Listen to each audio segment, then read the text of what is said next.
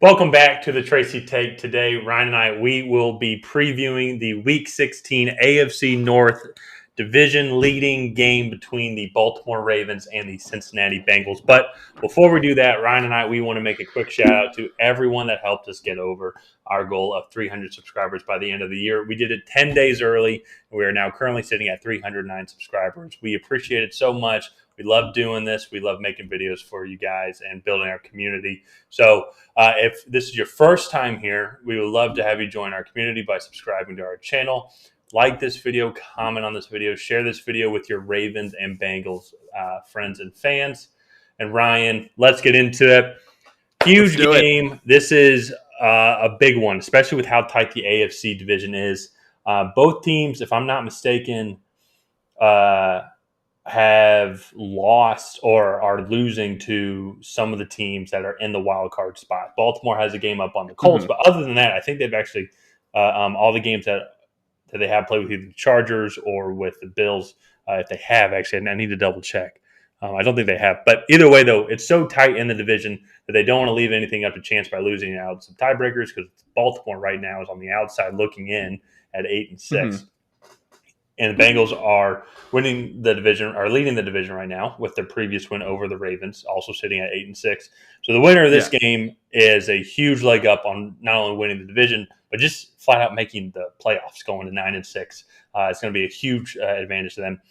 Everyone knows, we all remember what happened earlier this season where the Bengals just absolutely stomped on the Ravens.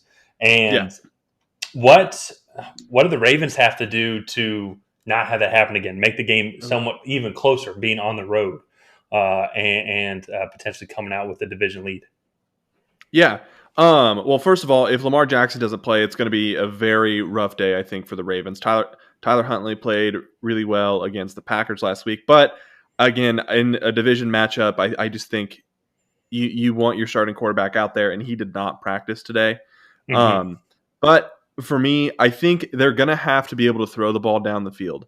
They're going to have to put up points. This defense is decimated. And I think they're going to have to kind of turn this into a shootout with the Bengals.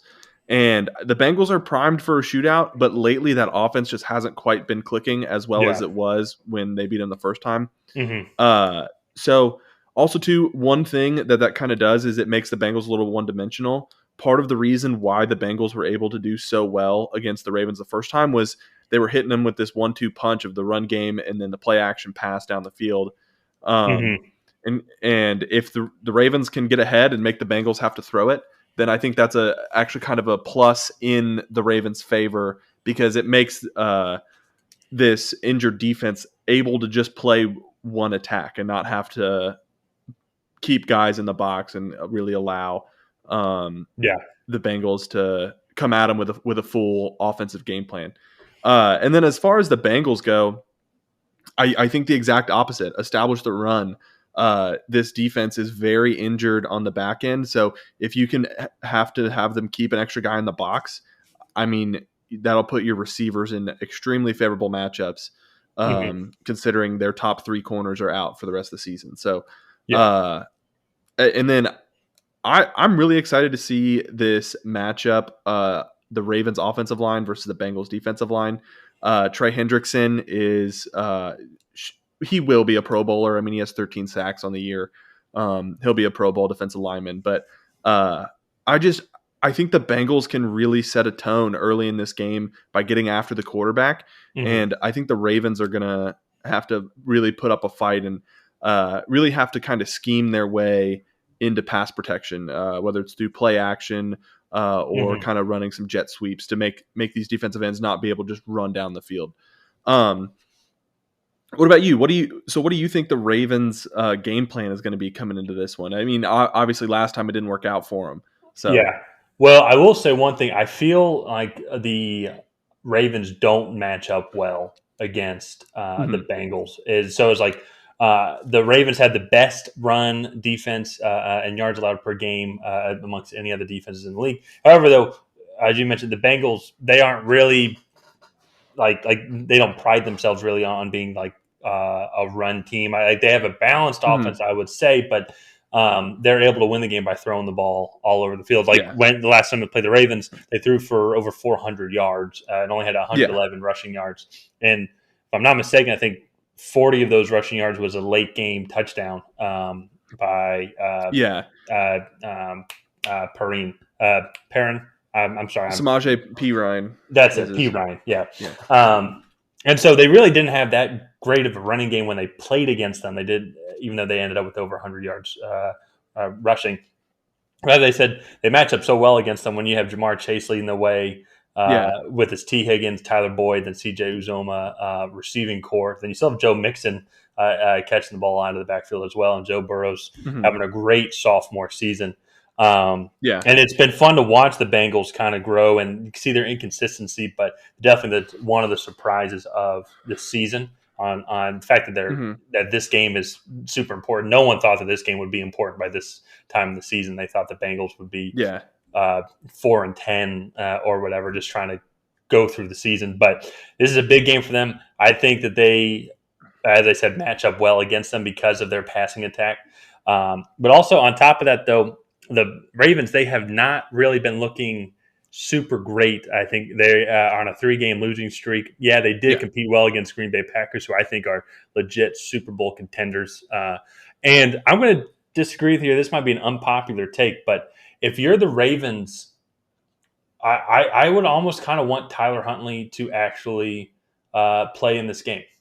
I think that he's been I think Lamar Jackson has been inconsistent and turnover prone as of late, especially in the second half of the season since their bye week.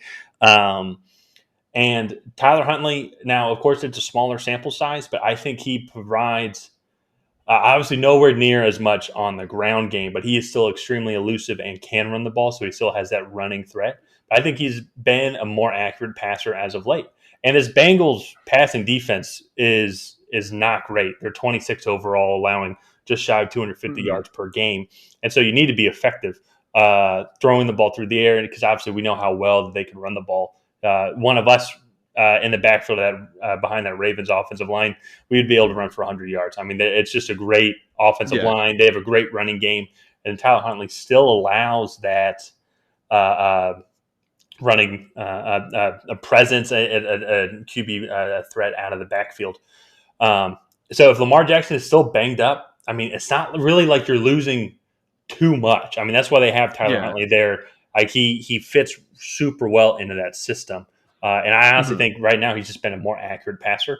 And they're going to need to put up a lot of passing yards against this team. If I'm not mistaken, I think when they played the Bengals, they had 278 passing yards, but a lot of that was garbage time passing yards. I think they need to be able to produce that same amount of passing yards just to keep it close, if not even more, having 300 plus yard passing game with 150 rushing yards against this team.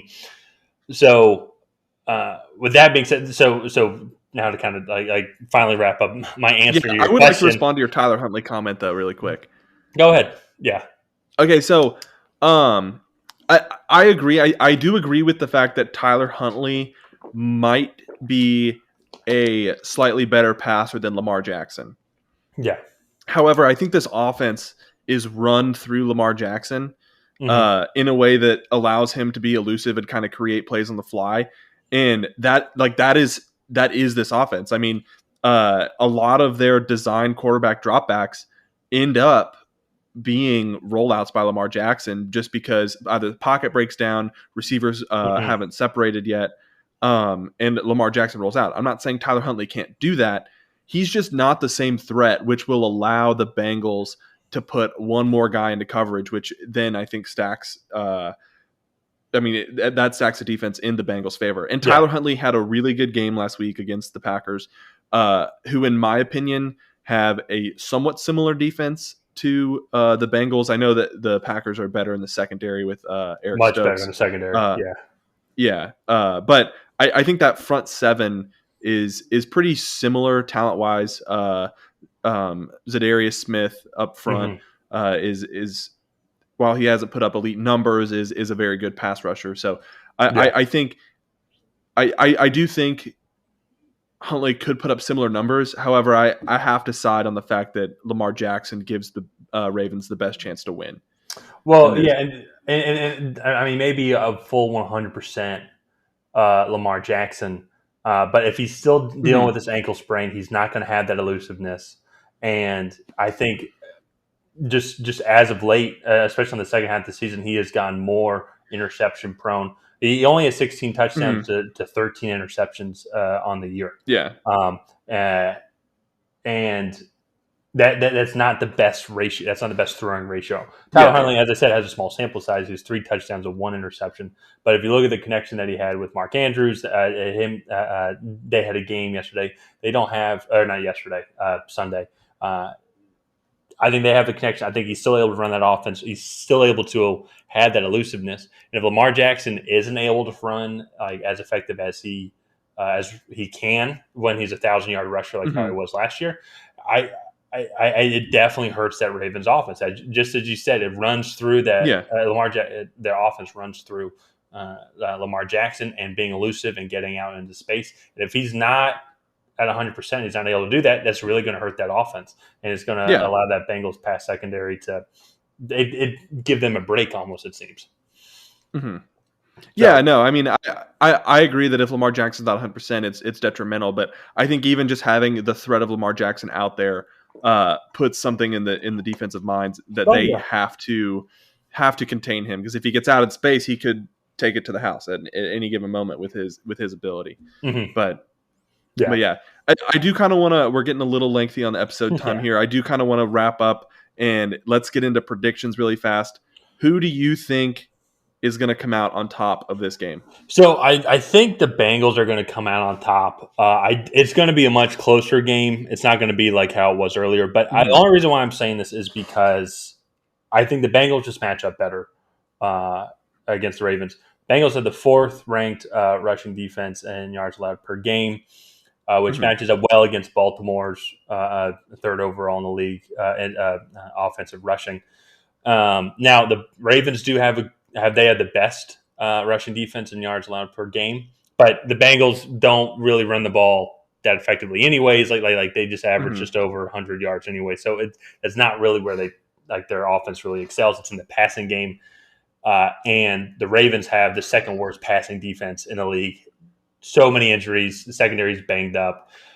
And I think that's where they dominated last time when they played earlier in the year. And I think that's just going to be the same thing again. I think Jamar Chase is going to have a game. And I think T. Higgins, Tyler Boyd, they're going to have a combined over 100 yards as well. C.J. Uzuma, I think, is going to be another guy. Like they're going to be able to get him into space. I just don't see how the Ravens secondary is going to be able to contain all 4 of those guys, as well as with the threat of the Bengals, still having like their whole run playbook open as well, to just keep them honest. So I think the Bengals are going to win out of the backfield too. Yeah, I think the Bengals are going to win.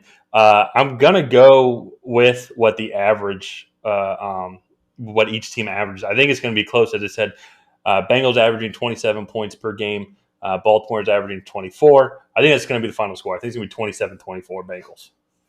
Okay. I think that's a good prediction. I'm also going to take the Bengals. So you kind of just touched on the point I wanted to make, but the Bengals are averaging about 27 points a game, and the Ravens are averaging 24 points a game, while the Bengals are giving up about 21.5 points per game, and the Ravens are giving up 22.5. So the Bengals are coming into this game with the statistically higher scoring offense and the statistically less giving up defense point-wise. And so I think all of that is just falling into the Bengals' favor. It's in Cincinnati. So I'm going to pick the Bengals. I think it's going to be a little bit further apart. I'm going to say 31-21. Okay. Not quite as far. Not quite as big of a blowout as the first game. But again, I just think the Ravens they're on a 3-game skid. They are so injured. I think their season is just kind of falling out from underneath them. Yeah. Mainly due to injury. So I'm going to pick the Bengals 31-21. Okay. I like it. I think it's going to be a good one. It's going to be a fun game either way. It's going to be a huge game and major playoff implications for both teams. Yeah. But with all that being said, the only way to really find out is to watch the game play out on Sunday. So if you have not already, please go ahead and like and subscribe and leave a comment down below on what you think is going to happen. And we just want to say thank you again for helping us reach our 300 subscriber goal by Christmas. And we will see you guys next time.